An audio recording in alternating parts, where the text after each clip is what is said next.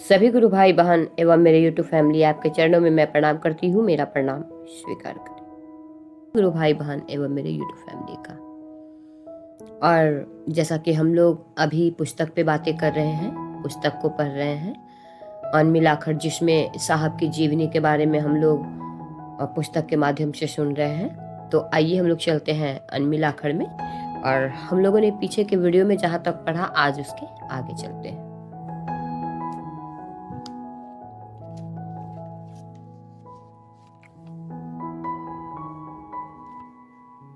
हम लोगों ने कल पढ़ा, उन्होंने फौरन चंदे का 1 रुपया देते हुए कहा, आप स्कूल जाइए।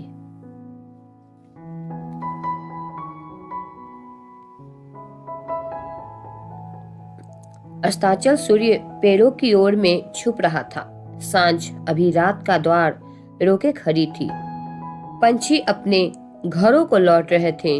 विद्यालय से लौटे हरिंद्र ने देखा कि सुबह जादू टोने वाला व्यक्ति उनके घर के बरामदे में बैठा है। बाल मनोभाव के अद्भुत उद्वेग पानी के बुलबुलों की भांति उठ रहे थे, समा रहे थे। रात्रि का दूसरा पहर आरंभ होने वाला था। बाबूजी खाना खाकर अपने कमरे में जा चुके थे। आगंतुक भी खाना खा चुका था। हरिंद्र कुछ जानने समझने की जिज्ञासा लिए उस जादू टोने वाले व्यक्ति के कमरे में जाते हैं। उन्होंने एक खड़िका यानी कि टूथपिक लाने को कहा। इन्होंने नौकर से मंगवा लेने को कह दिया। अपना परिचय बताते हुए बाबूजी के अतिथि ने कहा कि आप स्कूल में पढ़ते हैं, मैं भी एक विद्यालय का अध्यापक हूँ। यह सुनकर शरारत और बचपन की फुहरता ने तिनका ला तो दिया, लेकिन भीगे हुए झाड़ू का उन्होंने बाल मनोविज्ञान की शरारत को भाप लिया था। झाड़ू के तिनके को कोने में फेंक दिया। फेंकते ही हरिंद्र ने देखा वहां तिनका नहीं, एक सांप है। भयाक्रांत बालक चिल्लाते हुए चौकी पर बैठे मोटे आगंतुक के शरीर पर कूद गया। आगंतुक का संतुलन बिगड़ा। वह भी घबरा गया और कहने लगा, कुछ नहीं है, कुछ भी तो नहीं है। पुनः देखा तो बल्ब की पीली रोशनी में फर्श पर तिनका ही पड़ा था। दूसरे दिन थी बसंत पंचमी। ज्ञान की देवी माँ शारदा की पूजा। चारों ओर हर्षोल्लास।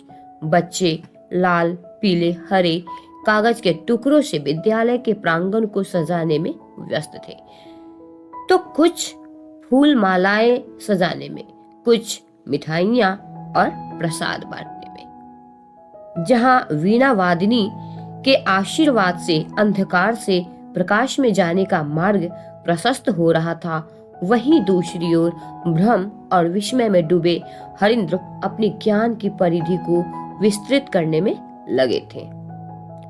भीतर से बाहर तक द्वंद्व में फंसा मन बार बार सोच रहा था, आखिर तिनका कैसे सांप बना। काल्पनिकता और वास्तविकता के इस संघर्ष ने चाहत को और तीव्र कर दिया। बाबूजी ने अध्यापक को ट्यूशन पढ़ाने के लिए घर पर ही रख लिया था। कुछ दिन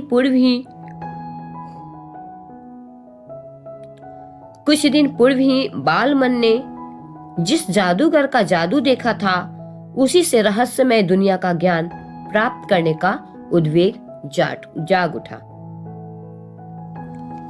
पिताजी के अतिथि अब इनके शिक्षक हो गए। उनके साथ ये जल्दी ही घुल मिल गए।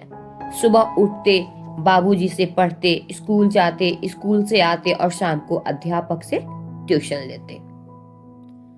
पढ़ाई के बाद जादू सीखने का जुनून इनके सिर चढ़कर बोल रहा था। फिर क्या था? जीवन ने नई करवट ली।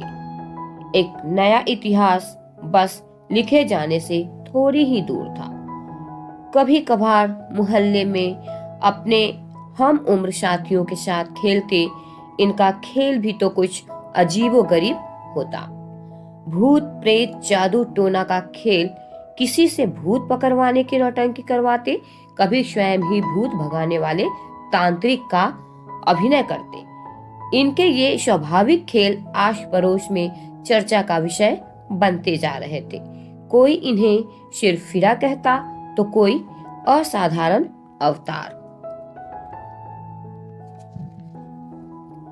पड़ोस की ताई आकर मोहल्ले में चल रहे इन अनर्गल प्रलापों से माँ को अवगत कराती रहती। उनकी बेवस अश्रुपूरित आंखें चुपचाप सब कुछ देखती सुनती रहती। माँ तो माँ होती है, उसे कुछ खीज होती जब उसके कलेजे के टुकड़े को कोई सिरफिरा, योगी और अघोरी कहता है। माँ अक्सर समझाया करती, लेकिन क्या करते हरेंद्र, कुछ ऐसी ज्योति ही जग गई थी अंतस में। माँ कहती, बड़कू मैं तुम्हारी कौन सी बात नहीं मानती, क्या तुम मेरी एक भी बात नहीं मान सकते? इस पर तपाक से बोलते हैं, माँ मैं चमत्कार सीखना चाहता हूँ, तो इसमें हर्ज क्या? आखिर आदमी ही तो सीखता है ये सब। कल ही स्कूल में सर पढ़ा रहे थे, ईश्वर सर्वव्यापी है, सभी जगह है, सबका है, वह सब कुछ कर सकता है, तो क्या मैं नहीं देख सकता उसे? वह कहाँ बैठ कर देखता है, कैसा रूप रंग आकार है उसका, कभी हम भी तो जाने उसको।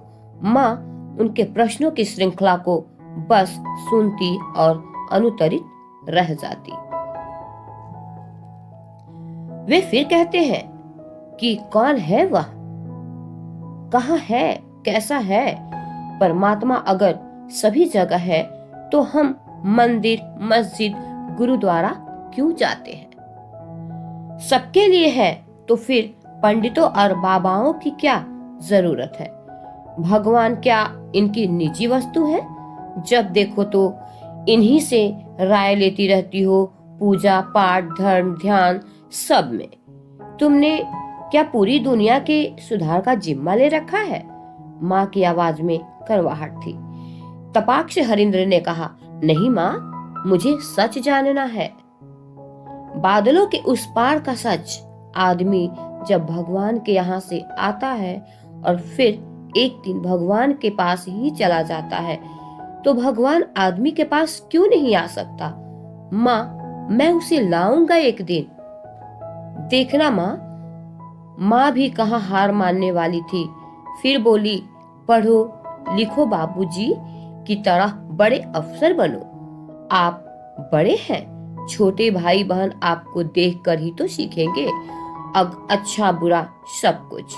बाबूजी की पदचाप नजदीक आ रही थी। माँ शांत हो गई, वे अपने कमरे में चले गए। और आज इस वीडियो को हम लोग यहीं तक रहने देते हैं। इसके आगे हम लोग पढ़ेंगे और सुनेंगे आगे के वीडियो में। और तब तक के लिए फिर से आप सबों के चरणों में मेरा प्रणाम है, मेरा प्रणाम स्वीकार करें।